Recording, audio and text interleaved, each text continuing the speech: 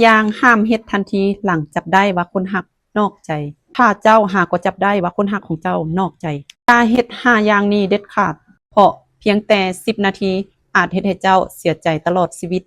1อย่าเฝ้าโทรหรือส่งข้อความด้วยอารมณ์เพราะ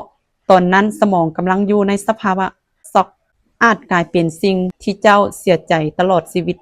2อย่าเฝ้าประกาศเรื่องคนหักของตนเองนอกใจลงโซเชียลเพราะการระบายอารมณ์ชั่วคราวอาจสร้างผลกระทบให้กับเจ้าไปอีกดนเมื่อคนฮู้ทุกอย่างหมดแล้วบางอย่างจะเอากลับคืนบ่ได้3อย่าเฝ้าตัดสินใจหย่าร้างหรือเลิกกันคือให้อภัยทันทีเพราะเวลาเฮาเจ็บปวดบ่แม่นเวลาที่จะมาตัดสินใจเรื่องใหญ่อย่าโทษตัวเองหลายคนมักจะถามตัวเองว่าเฮาขาดหยังเฮาบ่ดีบ่อนใดแต่การนอกใจแม่นการตัดสินใจของอีกฝ่ายบ่แม่นหลักฐานว่าเจ้าบ่มีคุณค่าอย่าเฝ้าเฮ็ดทุกอย่างเพื่อดึงเขากลับคืนอ้อนวอนการตามตื้อและการเอาใจทุกอย่างหรือการพยายามเอาใจทุกอย่าง